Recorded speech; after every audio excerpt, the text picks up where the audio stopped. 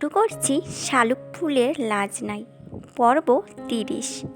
লিখেছে রাজিয়া রহমান। পরের মাসেই ছোট এক বেডরুম, একটা কিচেন, একটা ওয়াশরুমের একটা বাসায় উঠল ধ্রুব আর শালুক।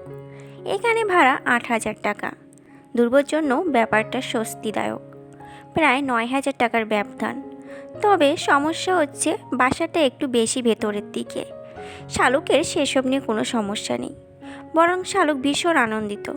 কেননা এখানে এরকম অনেকগুলো ফ্ল্যাট আছে একই ফ্লোরে, সবাই তাদের মতো করে থাকছে, জীবন যুদ্ধে লড়ে যাচ্ছে সবাই।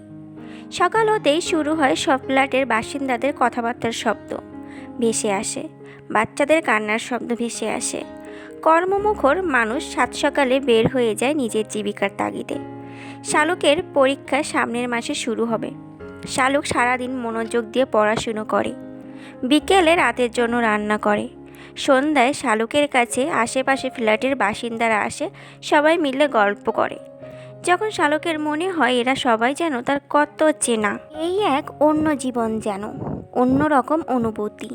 একজন এক জেলা থেকে এসেছে, সবার কথাবার্তা আলাদা, রান্না বান্নার নিয়ম আলাদা, চলাফেরার নিয়ম আলাদা। একটাই মিল সবার মধ্যে, সবার একই রকম আর্থিক অবস্থা। সবাই থেকে পড়ে বেঁচে থাকার স্বপ্ন দেখে, কেউ বিলাসিতা করতে যায় না এখানে। শালিক দেখলো এখানের মানুষগুলো কি নির্দ্বিধায় প্রতিদিন মাছ মাংস না খেয়েও স্বামী সন্তান নিয়ে হাসি খুশি থাকছে। এক পদ তরকারি দিয়ে, একটা ভর্তা ডাল দিয়ে খেয়ে খুশি মনে একে অন্যের কাছে তা বলতে তাদের মধ্যে কোনো জড়তা নেই। লজ্জা পায় না কেউ নিজের দৈন্যতা স্বীকার করতে। কেউ কাউকে বড় করতে চায় না। কার কি আছে সেসব নিয়ে প্রতিযোগিতা হয় না। এরা সবাই যেন সবার ভীষণ আপন। শালুকের মনে পড়ল আগের বাসার কথা। টাইফয়েডে তা হবার পর বাড়ি পাল্লার বউ প্রতিদিন বিকেলে তাদের বাসায় আসতো গল্প করতে। যেহেতু তার বাসায় কাজ করা মহিলাটি, যার নাম দিলারা, শালুকের দেখাশোনা করছে, সেই সুবাদে আসতেন তিনি। এসে জিজ্ঞেস করতেন কি রান্না করেছে আজকে, কি দিয়ে খেয়েছে শালুকরা। তারপর শুনে নাক কুচকে বলতেন আজ তারা বড় কাতলা মাছ এনেছেন। কোনো দিন গরুর মাংসের বিভিন্ন আইটেম, কখনো বড় ইলিশ মাছ। আফসোস করে দিলারাকে বলতেন, আহারে দিলারা, বাসায় থাকলে তো খেতে পারতি। আজকে আমরা এই রান্না করেছি, সেই রান্না করেছি। দিলারা মলিন মুখে হেসে বলতো, বড় লোকের বাসার খাওন দাওন আর এই গরিবের বাসার খাওন কি একরকম হয় আপা? কিসের লগে আপনি কি তুলনা করেন? লজ্জায় তখন শালুকের চেহারা বিবর্ণ হয়ে যেত। নতুন শাড়ি জুয়েলারি পরে বাড়ি এলে শালুক তখন এক মনে আল্লাহকে ডেকে যেত। শাড়ির দাম কত, কোন ব্র্যান্ডের শাড়ি, জুয়েলারি কই থেকে নেওয়া, এসবের ফিরিস্তি শুনিয়ে বলতেন, তোমার তো এসব মনে হয় নেই শালুক। তো কই কানের এই ছোট ছোট দুল ছাড়া আর তো কিছুই দেখিনি কখনো পড়তে। তোমার বরকে বলো না নাকি তোমাকে টাকা পয়সা দেয় না সে? আমার এসব দেখো, এগুলো আমি গত শুক্রবার কিনে এনেছি নিজে গিয়ে। শালুকের রাগ হতো ভীষণ। সে যেভাবে আসে সেভাবেই তো সে সুখী, সে তো উচ্চস্বর করছে না, তবু কেন উনি এসব কথা বলেন? এই যে ধ্রুব বাসায় ফেরার সময় মনে করে শালুকের জন্য একটা পান্স ক্লিপ, একটা ফুলের মালা, একটা গোলাপ ফুল, এক মুঠো কাচের চুড়ি, একজোড়া পায়েল, এসব কিনে আনে নিজে থেকে। এসব পেয়ে শালুক যে কী পরিমাণ সুখ পায় তা কি আর উনি 2 ভরি ওজনে কানের দুলের মধ্যে পাবেন? 14-15 হাজার টাকা দিয়ে শাড়ি কিনে এনে পাবে?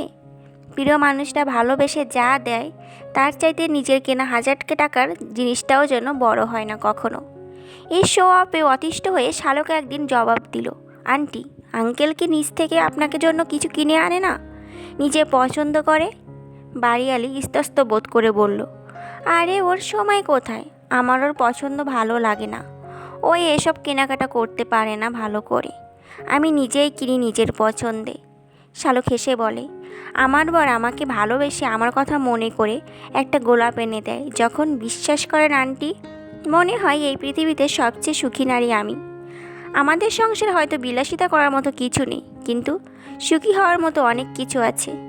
মাঝরাতে আমি আর আমার বরের সাথে বারান্দায় বসে চাঁদ দেখতে পারি।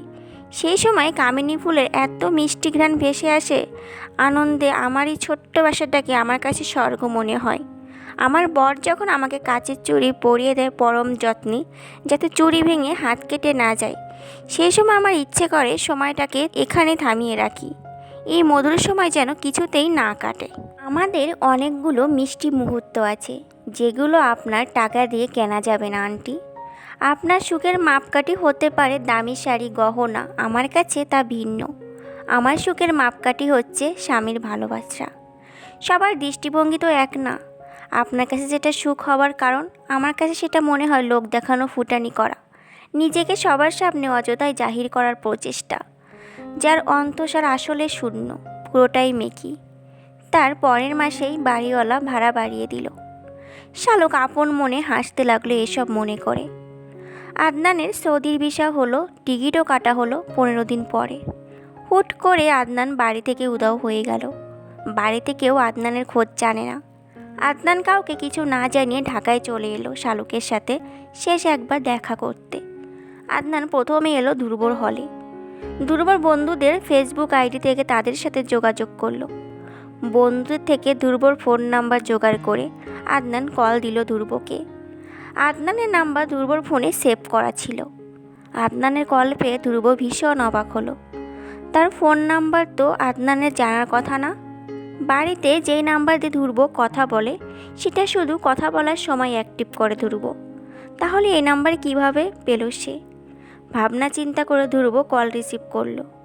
ভাঙা ভাঙা স্বরে আদনান জিজ্ঞেস করলো, কেমন আছিস ধ্রুব? ধ্রুব চোখ ভিজে উঠতে চাইল, সামলে নিল ধ্রুব নিজেকে। নিরুত্তাপ কণ্ঠে জবাব দিল, ভালো আছি। আদনান বলল, আমি ঢাকায় এসেছি, একবার শালুককে নিয়ে আমার সাথে দেখা করতে পারবি?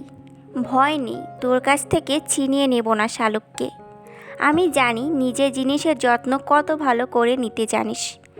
ধ্রুব বলল, আল্লাহ ছাড়া এই পৃথিবীতে এরকম কেউ নেই আমার থেকে শালুককে আলাদা করতে পারবে। এই ভয় ধ্রুব করে না। আদনান বলল, কোথায় আসতে পারবি? আমাকে টেক্সট করে জানিয়ে দিস, আমি হাজির হয়ে যাব। ধ্রুব কিছু বলল না। আদনান বলল, আমি দেশে থেকে চলে যাচ্ছি ধ্রুব। 15 দিন পর আমার ফ্লাইট চট্টগ্রাম এয়ারপোর্ট হয়ে। শেষবার তোদের সাথে দেখা করে যেতে চাই। তোদের কাছে ক্ষমা না চাইতে পারলে আজীবনের জন্য নিজের কাছে নিজে অপরাধী হয়ে থাকবো। রাতে শালুক ধ্রুবর সাথে একটা রেস্টুরেন্টে এলো। কেন আসছে সেটা ধ্রুব শালুককে আগে বলেনি। চেয়ারে আদনানকে দেখে শালুক ভূত দেখার মতো চমকে উঠল। খামচে ধরে রাখলো ধ্রুবর হাত। ধ্রুব শালুকের হাত আলতো করে চেপে ধরে বলল, আমি আছি তো, ভয়ের কিছু নেই।